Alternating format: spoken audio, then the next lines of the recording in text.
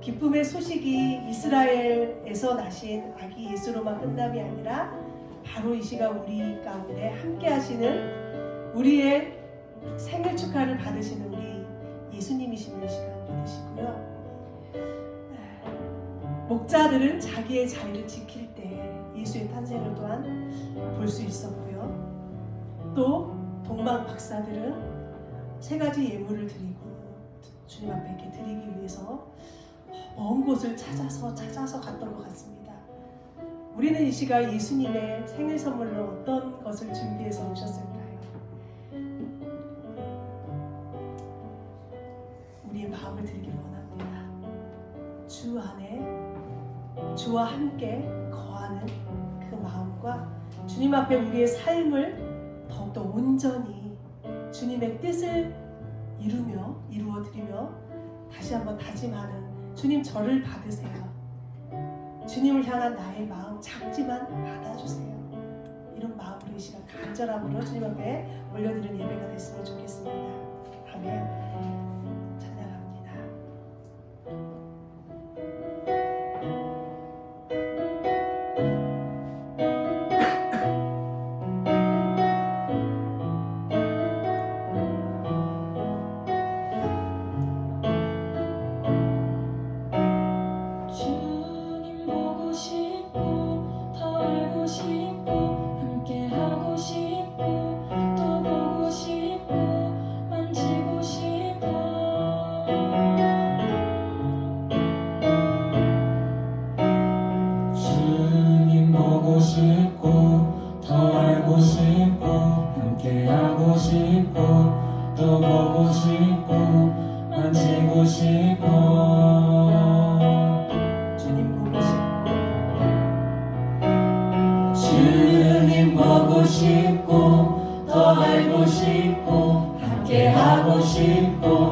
또 보고 싶고 만지고 싶어.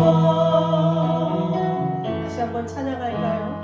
주님 보고 싶고 주님 보고 싶고 더 알고 싶고 함께 하고 싶고 또 보고 싶고 만지고 싶어. 호산나 호산나 호산나 어서 오소서.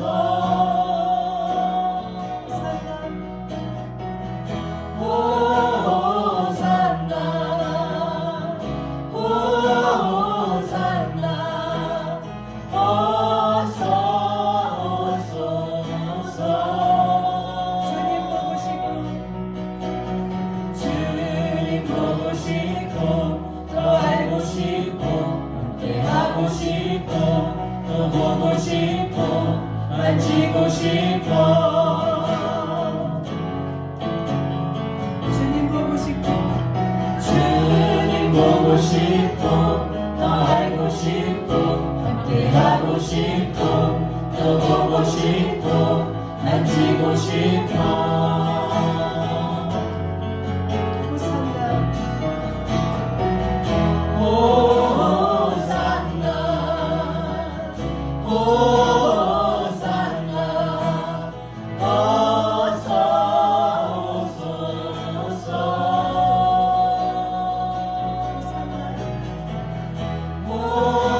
호산나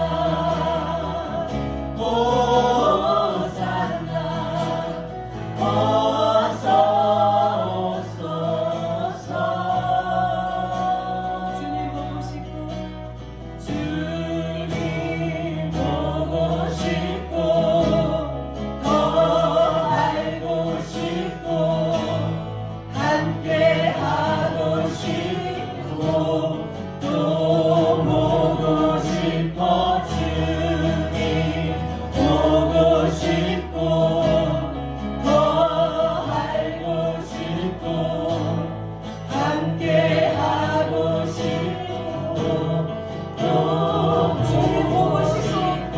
주님 보고 싶고 더 알고 싶고 함께 하고 싶고 또 보고 싶어. 주님 보고 싶고 더 알고 싶고 함께 하고 싶고 또 보고 싶고.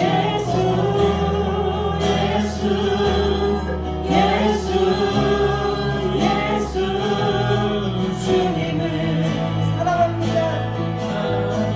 예가 예수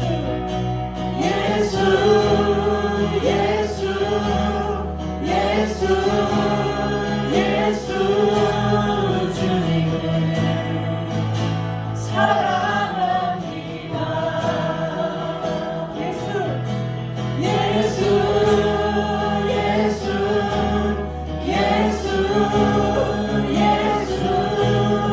주님을 사랑합니다.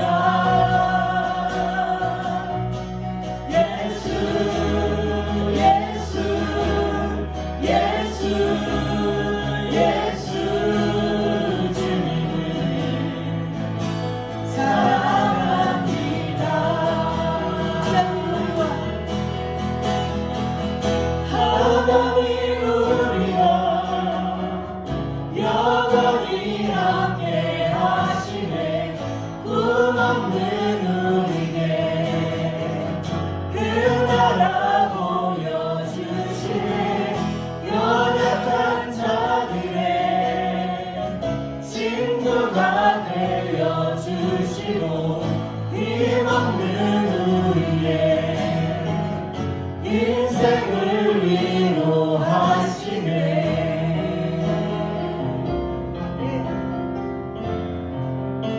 시간을 뚫고 이 땅 가운데 오신 우리 주님 앞에 이 시간 우리의 마음을 드려 정성을 드려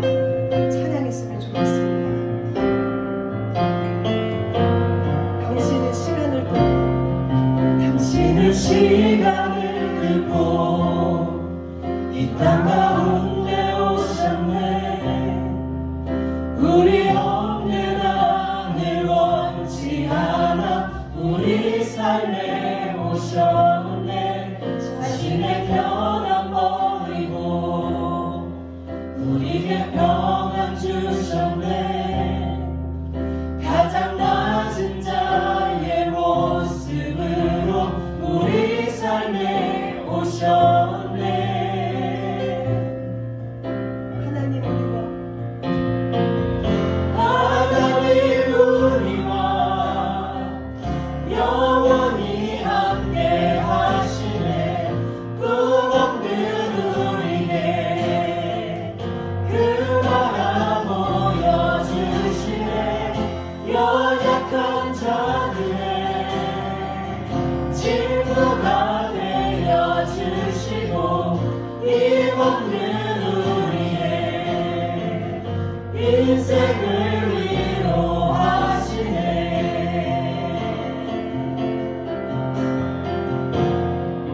예수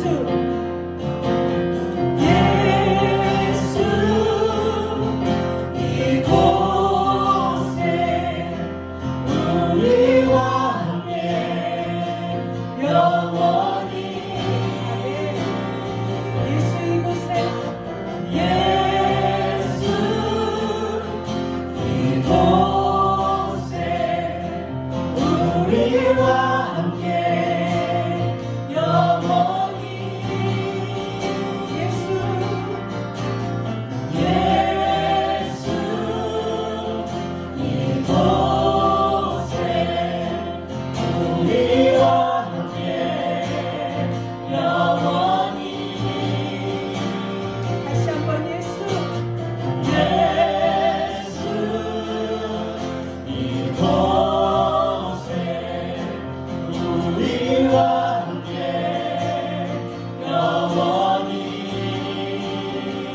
하나님 우리와 하나님 우리와 영원히 함께 하시네.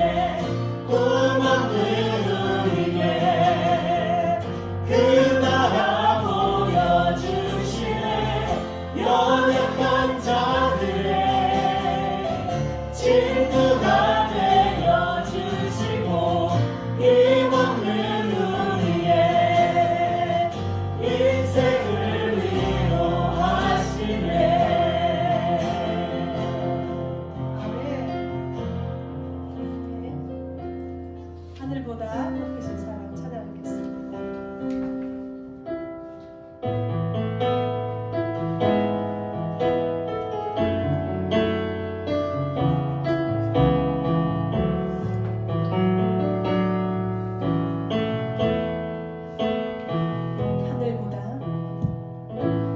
하늘보다 높으신 주 사랑, 바다보다 넓으신 주 사랑, 나를 향한 크고 높으신 사랑, 헛되고 헛된 그 모든 것 내게서 멀리 거두셨네. 나의 수치 다시 한번 찬양되었네. 하늘보다 높으신 주 사랑, 바다보다 넓으신 주 사랑, 나를 향한 크고 높으신 사랑, 헛되고 헛된 그 모든 것 내게서 멀리 거두셨네. 나의 수치 다시 한번 찬양합니다. 되었네. 하늘보다 높으신 주 사랑, 바다보다 넓으신 주 사랑, 나를 향한 크고 높으신 사랑, 헛되고 헛된 그 모든 것 내게서 멀리 거두셨네. 나의 수치 찬양되었네.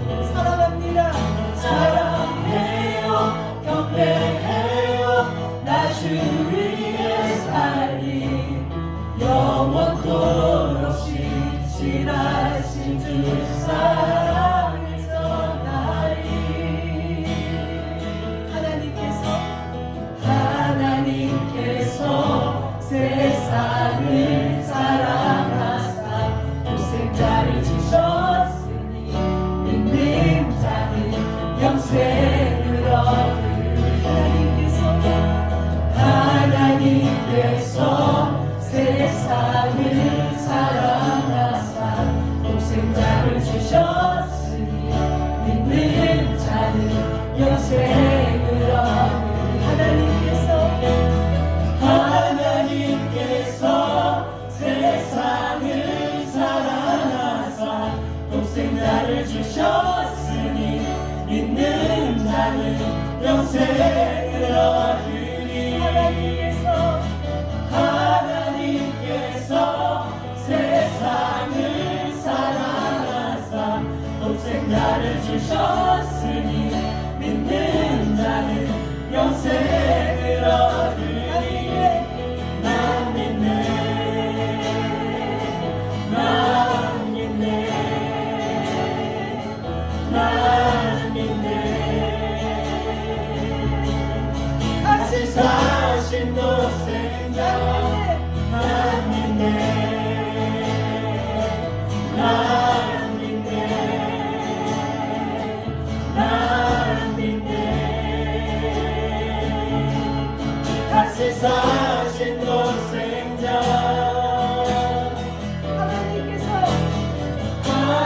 하나님께서 세상을 사랑하사 독생자를 주셨으니 믿는 자는 영생을 얻으리.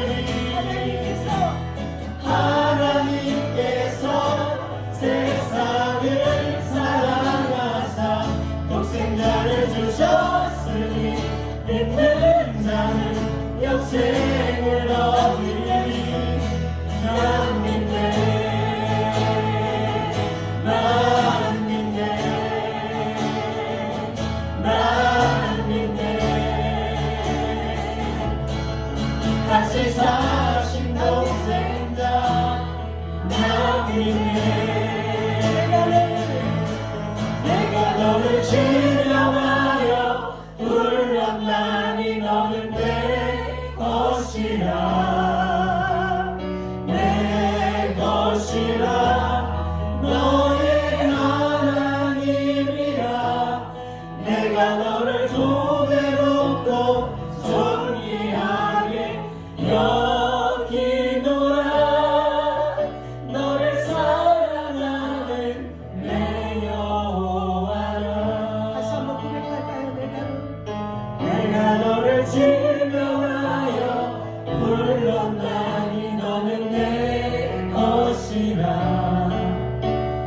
내 것이라 너의 하나님이라 내가 너를 고배롭고 존귀하게 여기노라 너를 사랑하는 내 여호와라.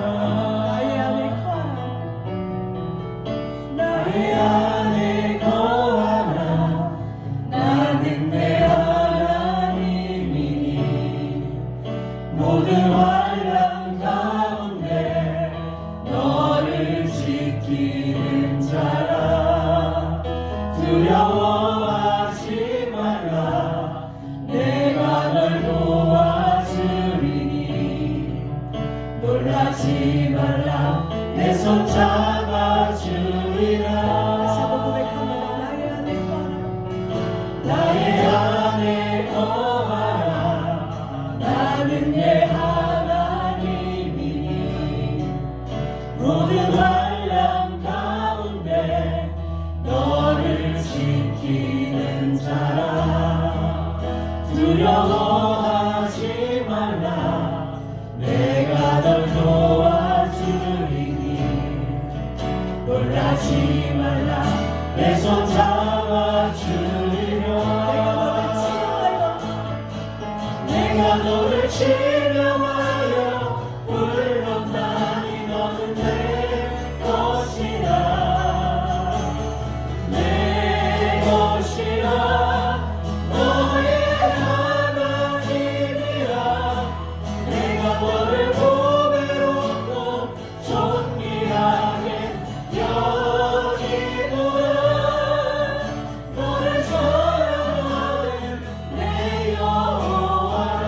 내가 너를 지명하여 지명하여 물러가니 너는 내 것이야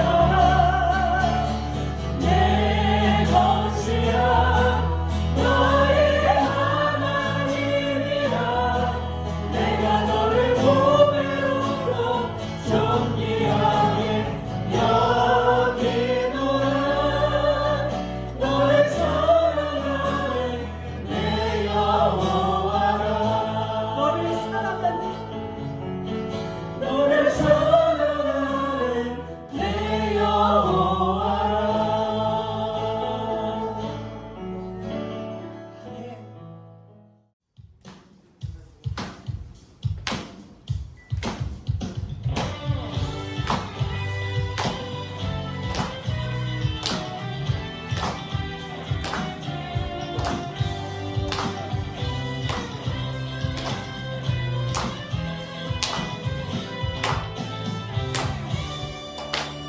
감사드리세 우리 주께 크신 사랑 베푸셨네 찬양드리세 어린 양께 영원히 감사드리세 우리 주께 크신 사랑 베푸셨네 찬양드리세 어린 양께 영원히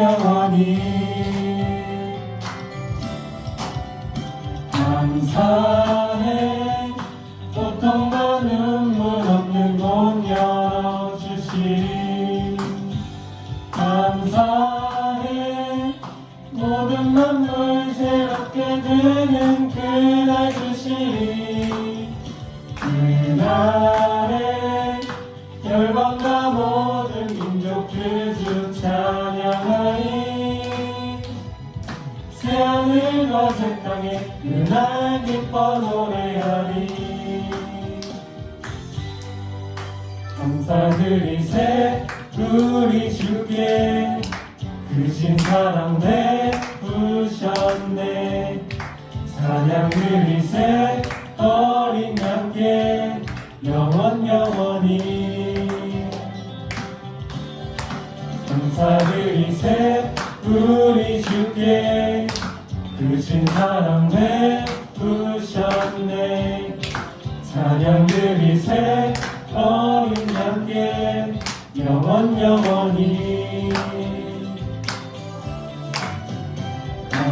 감사해 고통과 눈물 없는 곳 열어주시리 감사해 모든 만물 새롭게 되는 그날 주시리 그날에 열방과 모든 민족 그 주 찬양하리 새하늘과 새 땅에 그날 기뻐 노래하리 감사해 고통과 눈물 없는 곳 열어주시리 감사해 모든 만물 새롭게 되는 그날 주시리 그날에 열방과 모든 민족 그 주 찬양하리 새하늘과 새 땅에 그날 기뻐 노래하리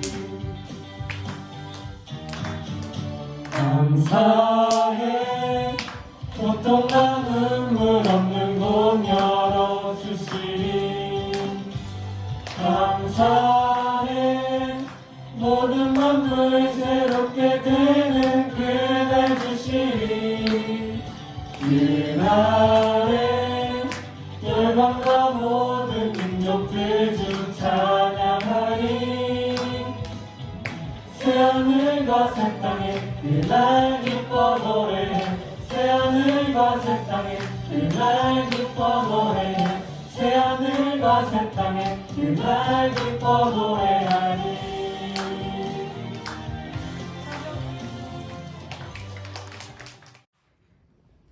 우리 성탄의 아침을 맞이해 우리 모두에게 서로 축복하며 인사하겠습니다. 빛이 있으라. 빛이 있으라. 예수님의 생명의 빛, 복음의 빛이 우리의 심령에, 가정에, 우리 교회에 가득 비치시기를 간절히 축원합니다. 우리 한번 더 인사할까요? 오늘 또 성탄절을 맞이해서 우리 옆에 또 앞입니다. 성탄의 기쁨을 함께 합시다. 성탄의 기쁨을 함께 합시다. 아멘. 메리 크리스마스입니다. 오늘 성탄절을 맞이하는 우리 모두에게 예수님의 그 크신 은혜가 가득 채우시기를 간절히 소망합니다. 나분하신 이 땅에 오신 예수님, 그 예수님을 인한 기쁨 우리 모두에게 넘쳐나고 있음을 또한 고백합니다.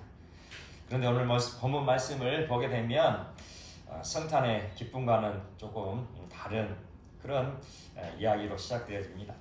성탄의 기쁨을 누리기는커녕 근심과 고통으로 안절부절하고 있는 한 남자가 등장하고 있기 때문입니다.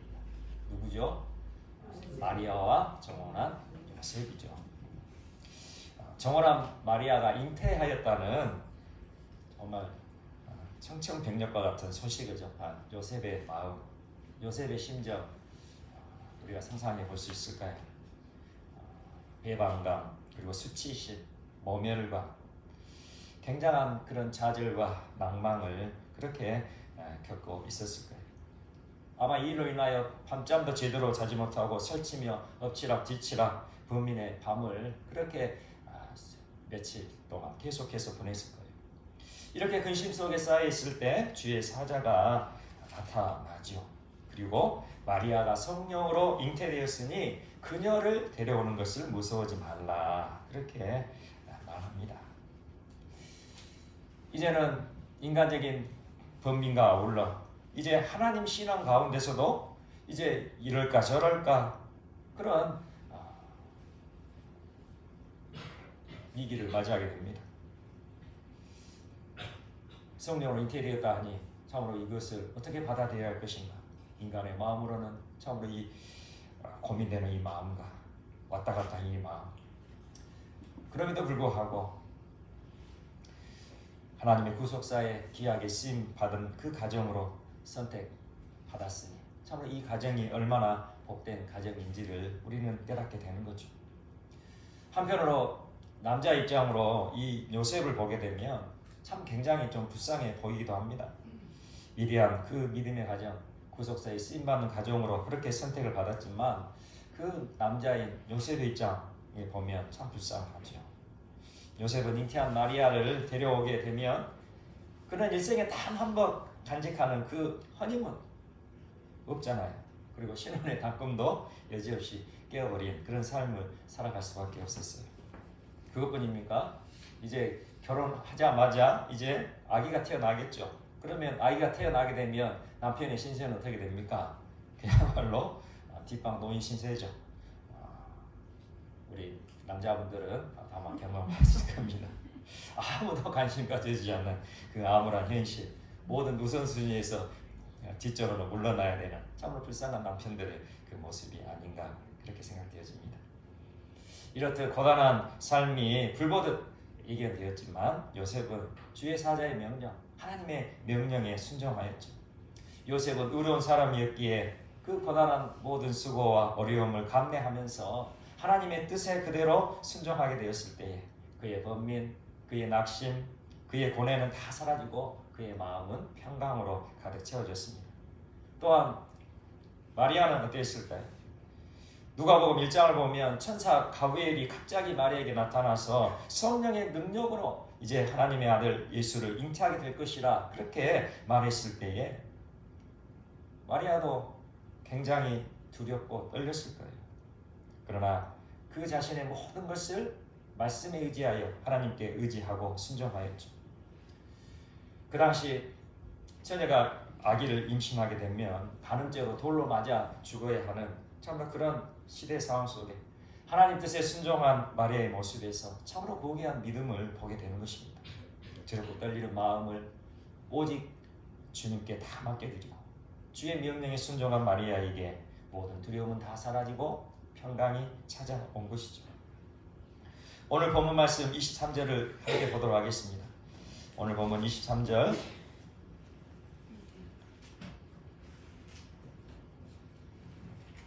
함께 읽겠습니다. 시작.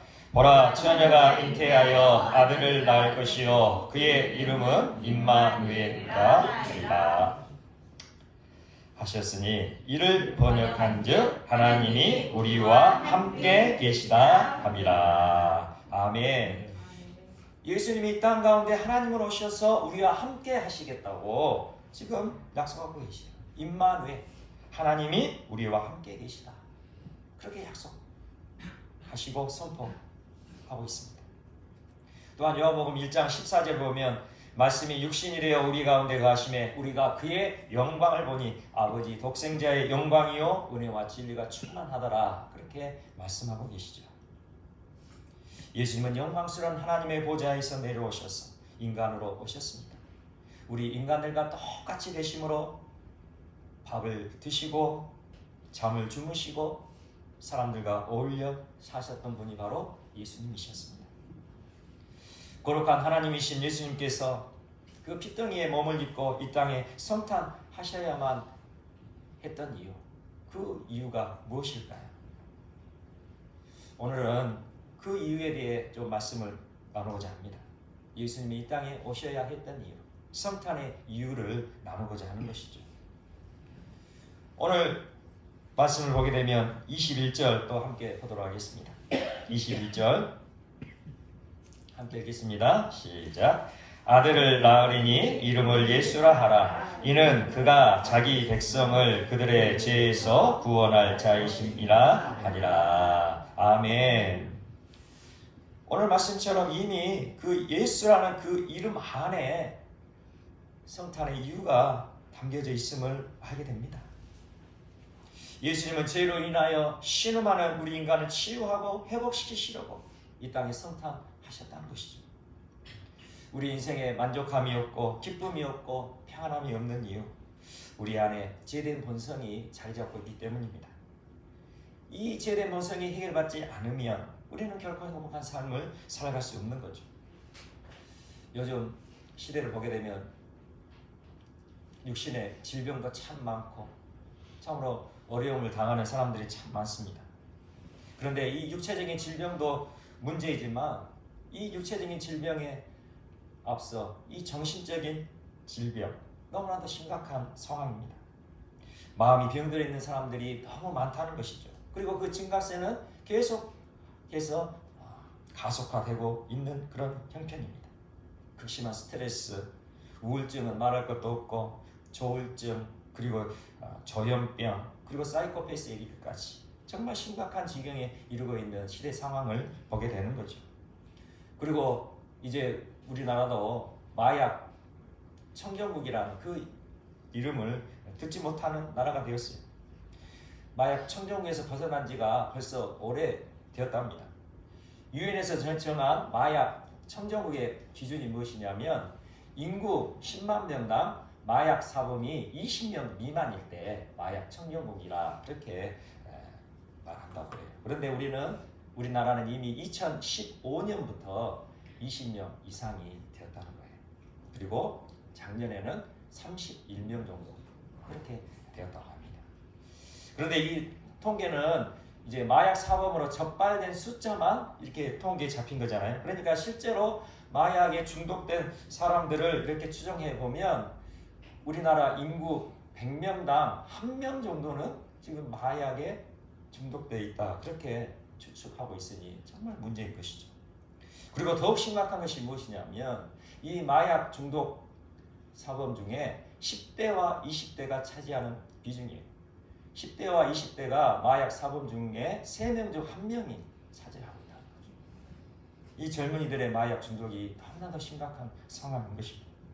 마약 중독 이것뿐입니까? 도박 중독, 게임 중독, 알코올 중독, 야동 중독, 이해가 헤아릴 수 없는 중독들 모두 다 마음의 병들 때문이죠. 게다가 이 사회의 도덕 불감증은 또한 어떻습니까? 도덕 불감증은 이 사회 전반에 만연되어 있어요.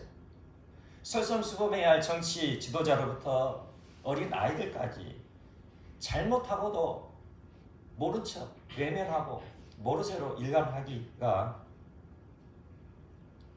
끝이 없습니다.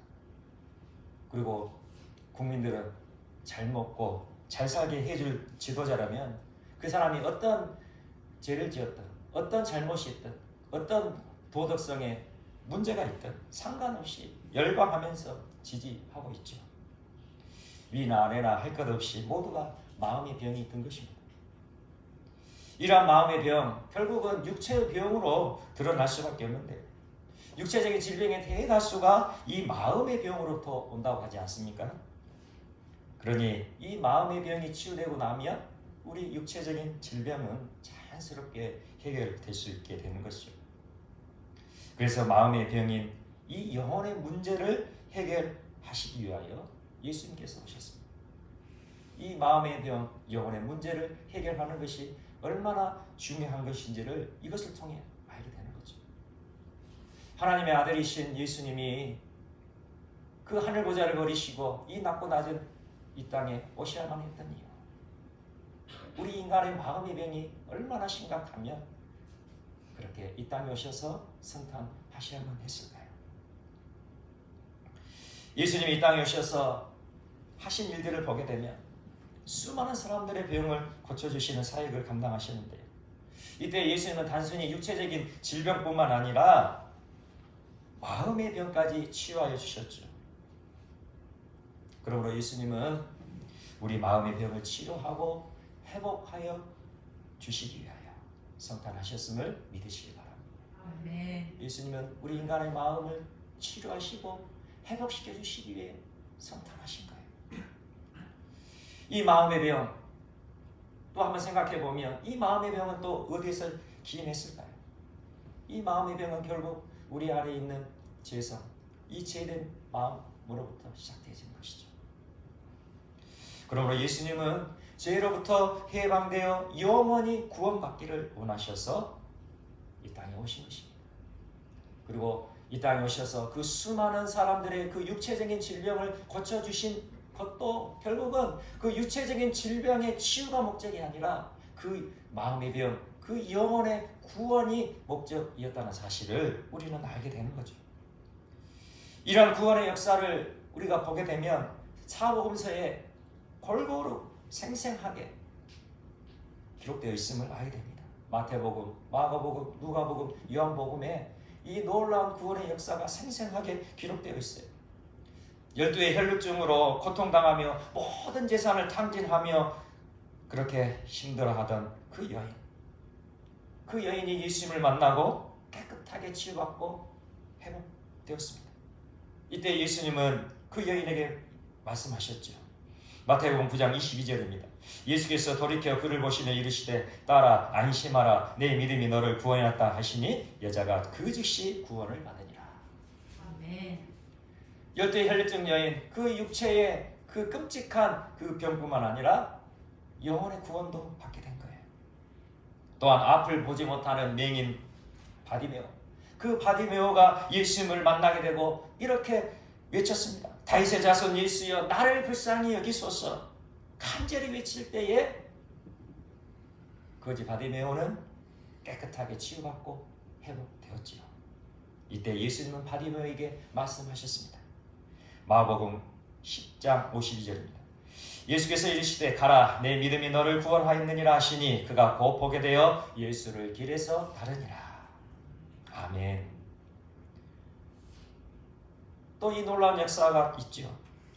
가족과 이웃들에게 버림받고 절망의 나라 가운데 신음하고 있던 10명의 나병 환자들, 그 나병 환자들이 예수님을 만나고 이제 예수님께서 제사장에게 가서 너희 몸을 보여라 그렇게 명령하실 때에 그들이 제사장을 만나러 가다가 깨끗하게 치유받고 회복되었습니다.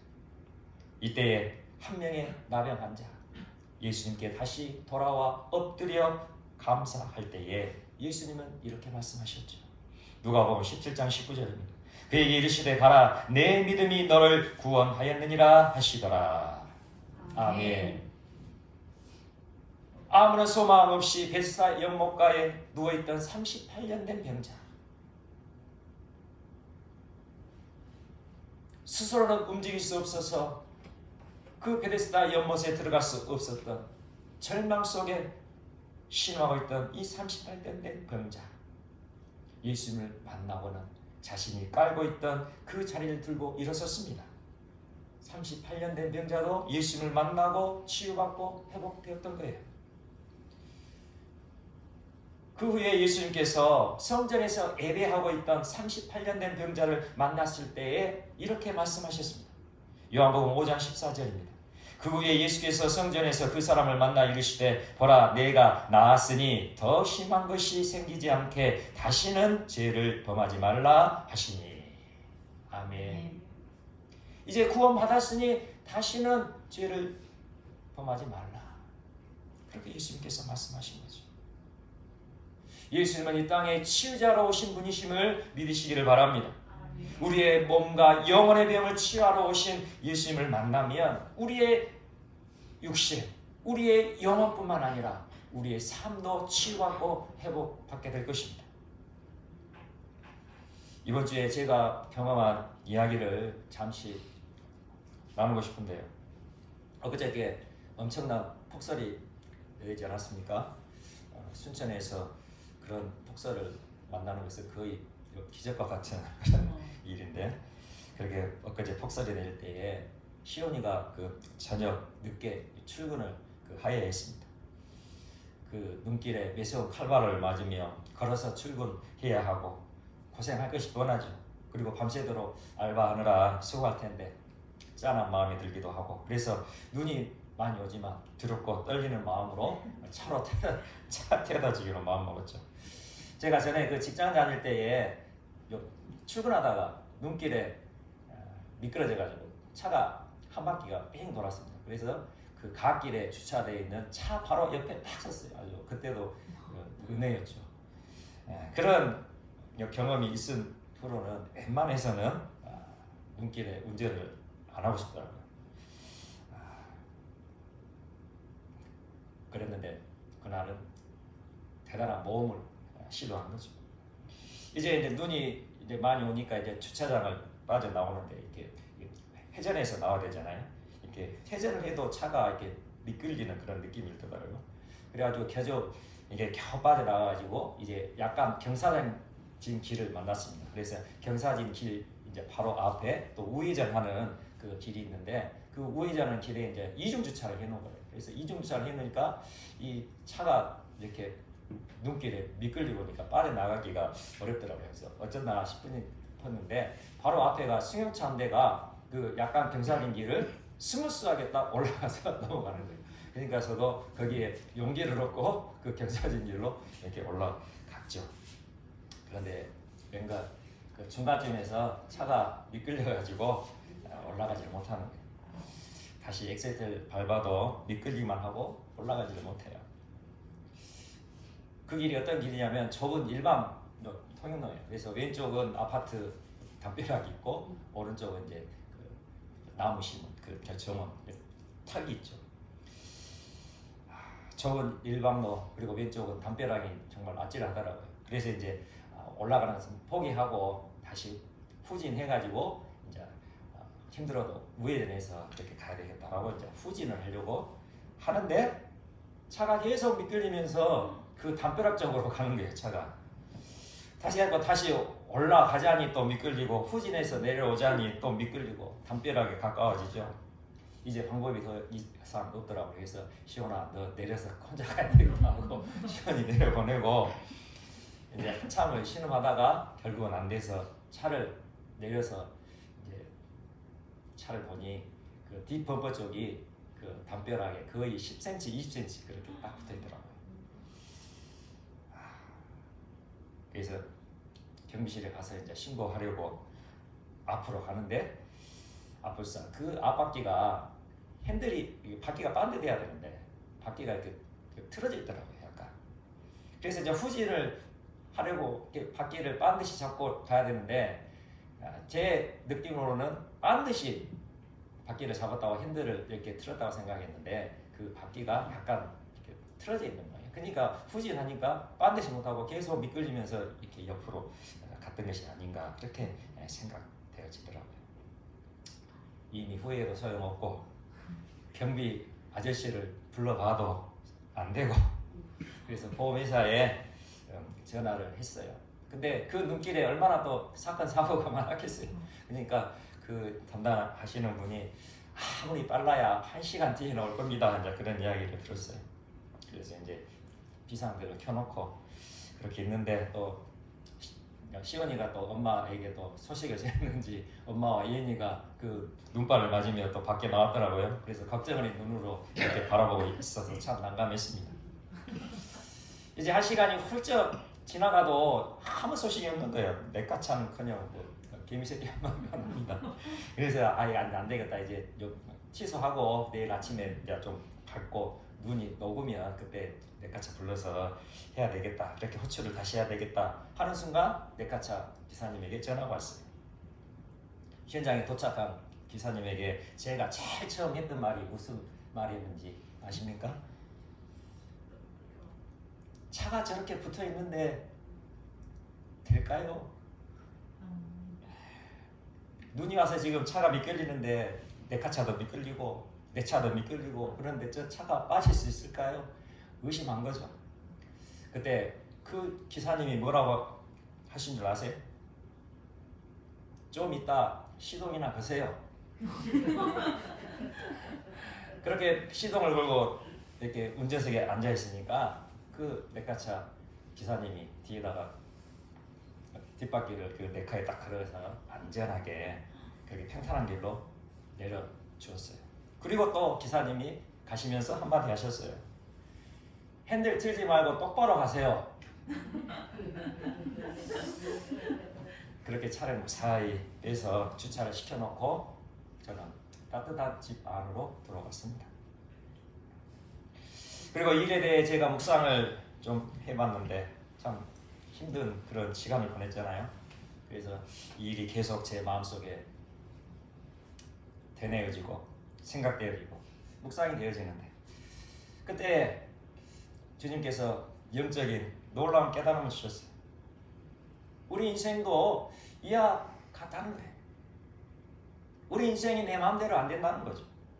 앞으로 가려 해도 안 되고 뒤로 후진하려 해도 안 되고 내가 원하는 방향이 아니라 엉뚱한 곳으로 미끌려 가고 내 마음대로 통제가 안 되는 것 바로 우리의 인생이라는 거죠. 삶의 담벼락에서 떨어지려고 발버둥 치면 칠수록 위태롭게 더 삶의 담벼락에 붙어가는 인생 그것이 바로 나의 인생이라는 거죠. 왜 그렇죠? 나는 똑바로 가고 있다 생각하는데 인생의 핸들이 틀어져 있는 거예요. 인생의 핸들이 틀어져 있는데 나는 깨닫지를 못하는 거예요. 나는 여전히 반듯하다 생각하는 거예요. 인생의 핸들이 틀어져 있는데 나는 볼 수가 없는 거예요.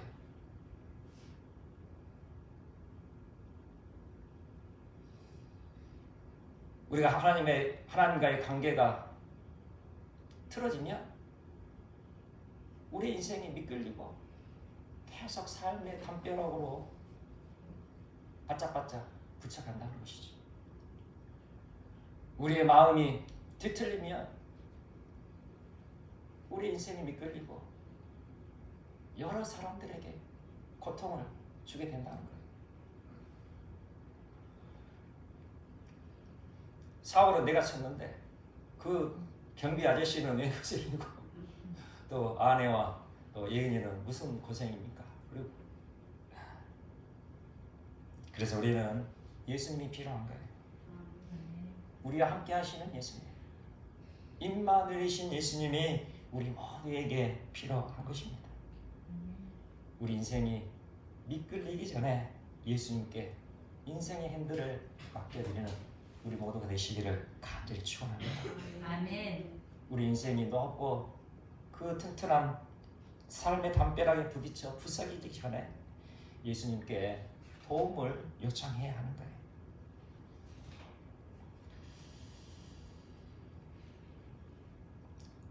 인생이 미끌기 전에 예수님을 찾는 우리 모두가 되시기를 간절히 소망합니다. 아멘. 인생이 미끌리고 있다고 느껴질 때 예수님을 부르는 우리 모두가 되시기를 간절히 소망합니다. 아멘. 인생이 미끌려 담벼락에 부딪히기 전에 예수님께 도움을 요청하는 우리 모두가 되시기를 간절히 축원합니다. 아멘. 주님 도와주세요. 주님 도와주세요. 인생이 미끌리다 못해 삶에 담벼락에 부딪힐 지경입니다. 예수님, 저의 인생을 구원해 주십시오. 간절히 부르짖는, 간절히 소원하는, 간절히 갈망하는 우리 모두가 되시기를 간절히 소망합니다. 우리가 정말로 간절히 예수님께 부르짖으면 예수님은 지체 없이 달려오시는 좋으신 주님이세요. 그 레카차 기사처럼 1시간이 넘도록 우리를 치유에 벌벌 떨도록 내버려 두시는 분이 아니시라는 거죠. 우리가 정말로 예수님을 찾고 정말로 예수님을 부르고 예수님께 요청을 하며 도와달라 그렇게 부르짖으며 좋으신 예수님은 지체 없이 오시는 주님이세요. 예수님은 전능하신 하나님이시기 때문이죠. 우리와 함께 하시고자 예수님은 임마누엘로 오신 분이시기 때문이에요. 우리가 함께 살고자 예수님이 성탄하셨기 때문입니다. 그러므로 우리가 요청만 하면, 우리가 예수님을 찾기만 하면, 우리가 예수님을 부르기만 하면, 우리가 예수님을 갈망하기만 하면 예수님은 언제든지 우리를 찾아오셔서 우리가 함께 살아가시고 우리의 삶을 이끄시고 우리의 삶을 붙드시는 좋으신 주님이심을 기억하시기를 소망합니다. 우리 인생의 힘들 주님께 온전히 맡겨드시지 않으시겠습니까? 우리는 이제 시동만 걸고 운전석에 앉아있으면 되는 거예요. 그러면 예수님이 우리의 인생을 리더에 가실 것이기 때문이죠. 그렇게 예수님을 만나고 예수님께 우리의 인생을 맡겨드리며 우리의 몸, 우리의 영혼뿐만 아니라 우리 삶의 모든 문제까지 예수님께서 다 회복시켜 주시고 치유해 주시고 해결해 주실 것입니다. 우리는 그저 예수님이 원하시는 십자가의 일로 똑바로 나아가기만 하면 되는 거예요. 예수님이 이끄시는 대로, 예수님이 인도하시는 대로 우리의 인생을 맡겨드리며 우리는 주님의 십자가의 일로 똑바로 나아가기만 하면 되는 거죠. 그렇게 우리는 영원히 행복한 천국의 집으로 들어가게 되는 것입니다. 그렇게 우리는 영원한 하나님 품 안으로 들어갈 수 있는 것이죠. 이것이 오늘 이 땅에 오신 예수님, 아기 예수님으로 오신 예수님, 그 예수님이 성탄하신 이유입니다. 오늘 성탄절을 맞이한 우리 모두에게 이 위대한 성탄의 이유가 분명히 깨달아지고 이 성탄의 놀라운 은혜와 축복을 누려갈 수 있는 우리 모두가 되시기를 간절히 축원합니다.